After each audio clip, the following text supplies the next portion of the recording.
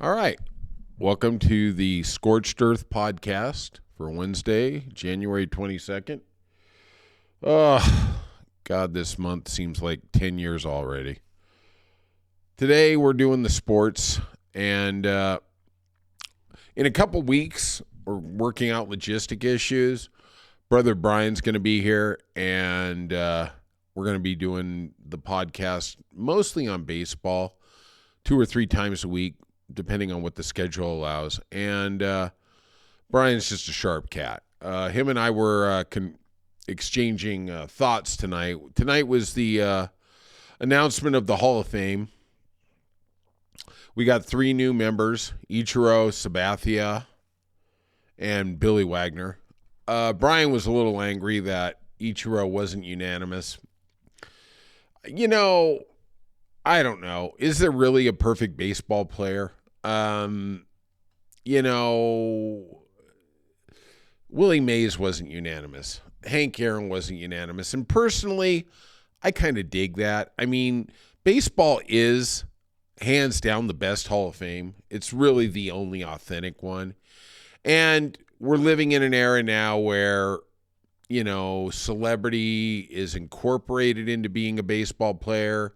Derek Jeter was just a fabulous player. I'm a Red Sox fan, but he was a fabulous player. But you can't tell me that guy only had one person not say he was a Hall of Famer. I mean, yeah, but no, not really. I'm not going to go with that. I mean, he's a Hall of Famer. I'm not arguing that. But to be up there, him and Mariano Rivera, funny, the 2 top vote getters of all time are both Yankees. What a shock, huh? I don't know.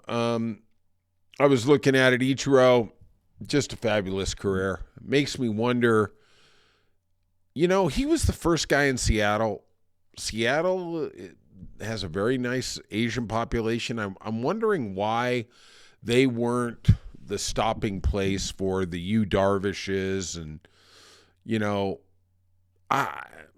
Hideki, and I don't know. I wonder if it was just a lack of resources by management. They happened to get in cheap.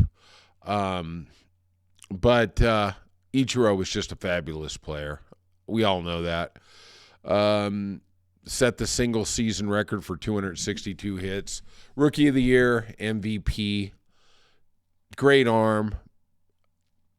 Didn't have a lot of power, but, you could say that, not everybody's Ricky Henderson in that slot. If you asked me who was the better leadoff hitter, it would be Ricky Henderson. Who was the better fielder, it would be Ichiro. They're both just fabulous players. I got to see him a couple times when he came down to Anaheim, and, boy, he just lit up the Angels. But, back then the Angels were actually pretty good. They were competitive under Scioscia. Now they're just a laughing stock, but we'll get into that a little bit later, a little bit down the line when we talk about the season preview in February.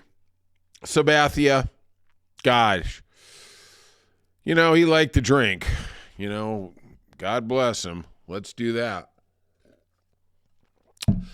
I remember when he played for Milwaukee right before he left, they knew he was going to leave, and they literally pitched that guy like every other inning. They were just trying to blow out his arm. I remember that Game 5 against the Red Sox when he went up against Beckett. We won a World Series that year, and we were down 3-1, and oh, gosh, that was the last guy we wanted to see. But there was a great, great game by Beckett, and we ended up pulling out that series and winning the World Series. I think that was 2007. Sabathia played 11 seasons for the Yankees. Admirable. He was always the warrior. He never said no to taking the ball. A lot of times now we hear these people on news and sports say, the players aren't as tough as they used to be. I'm going to say they aren't as stupid as they used to be, but, I look at Max Scherzer. That guy's a warrior. I mean, I would put him up against anybody in history. That guy, I remember him pitching Game 5 for the Dodgers against the Giants. I remember a year and a half ago him going into the series with Texas against Houston, and he was going to throw. And that's a guy who was on a 1-year deal. He was at the end of his deals in both situations. And, if he blows out his arm, he's in big trouble. I mean, what do you get there? I mean, this isn't no Kevin Durant. I mean, nobody's going to pay you anything. I don't know. I think Scherzer is just an animal. I hope he gets into the Hall of Fame first ballot, but I guess we'll see. And Billy Wagner, I saw an amazing statistic. I just can't even get my head around this, that he didn't blow a save in the last 10 years he was in the major leagues. Yeah, granted, he didn't do well in the playoffs. All right. There's sometimes that happens, just an amazing. I don't like this, the greatest left-handed reliever of all time. I don't really care. It's about the numbers. I don't care if you're left, right, ambidextrous, or whatever. It's just it doesn't really faze me at all. Going into the ballot a little more, Beltran's knocking on the door. I kind of thought the Houston scandal was going to damage him a little more, but he seems to be riding the ship there. Thank goodness the Mets didn't hire him as their manager. Andrew Jones, I didn't see Willie Mays play, but a lot of people say that in the field he was just like Willie Mays. Kid was just fantastic. He was absolutely fantastic. You know what? Hold on a second. Oh, look at that. Look how much better looking I am now. Oh, my gosh. Oh man, Robert Redford, here we are. Hey, hit that subscribe button too, please. Leave some comments. Tell me what you want me to talk about. I can talk about anything. I'm multi-talented here, okay? I know a lot about a lot of things and a little about everything, okay? The thing I really was heartened by was Felix Hernandez. This guy's a Hall of Famer.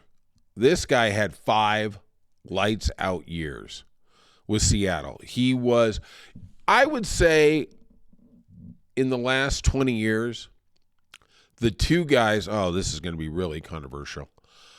The two guys who in a 5-year stretch were unhittable, Sandy Koufax-like, were Felix and Tim Lincecum. Tim Lincecum, I don't understand.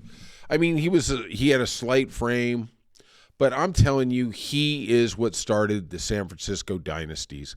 That guy, I remember watching games with him, and if they scored a run, it was literally I could start watching hockey. I mean, or basketball, because that game was over. That he was just murder.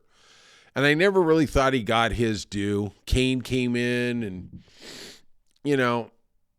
it just, I don't know. I just wish he would have got a little more respect for the Hall of Fame, but it is what it is. And the steroid boys got hammered, which always makes me happy. Brian is pro A-Rod. I can't stand A-Rod. As far as I'm concerned, the highlight of my life would be if I could have been the guy breaking into his car in San Francisco and taking that briefcase worth $500,000. Oh, my God. Just to take it. And then I would have just sent him pictures taunting him with the cash. That guy is a tool on a tool. He literally is the most fake, fraudulent human being who ever lived. God, it must have been so beautiful seeing those guys in the dugout, him and Jeter. Oh, man. Fake and fakier. By goodness. J-Lo. For once, I'm on J-Lo's side. There's a train wreck. He's a bigger train wreck. And in even, 6 months, even though he's not the owner, he somehow still has destroyed the Minnesota Timberwolves. So, finally, a brief recap. We had the college playoff title game on Monday, and now things are kind of simmering down, and now the dark money can just go to all the NIL guys. But I don't understand why ESPN put that game on Monday. It's just a terrible decision. I don't understand if this is part of the Monday night thing, but coming off the NFL, you either have it on Friday or you have it on Tuesday. And believe me, you're not worried about inside the NBA with TNT. They need to make it stand out. That was it was a clusterfuck. It straight was. You just had all these guys on the field, Pat McAfee, all these other gentlemen, and it was like, what the hell are they doing? I don't even think they know what the heck they're doing. And it was just a muddled thing. And everybody tried, we got the Captain America cameo by Anthony Mackie. Wow, great. I mean, cross promotion. And I'll tell you another thing about ESPN. You ever hear that saying, 5 pounds of crap in a 2-pound bag? That's what ESPN does with their commercials. Literally, if it's a 10-minute commercial, when they go to a 30-second commercial during the game, they put a 60-second commercial in. Okay? I don't care if it's progressive and it's a side-by-side. They are unbelievable. And that's why when they get the Inside the NBA by TNT, when that's coming over, I guess, next year, they're going to destroy it because they're going to put too many commercials. If you look at it, they let them talk. They let Shaq and Kenny and Charles and Ernie talk and develop something. You watch Inside the NBA with them, oh my gosh, it's terrible. They literally get to get a hot take for 20 seconds and then they got to go. And if Stephen A's on there, he gets 45 seconds and everybody else just nods their head. Like, oh yeah, okay, glory hole. Please. I don't know. I just think ESPN, which is the biggest of the big, is the monster. God, do they have to have so many commercials? Do they got to monetize everything? I don't know. They're just a bunch of rat bastards anyway. Unless they decide to hire me, then they're cool.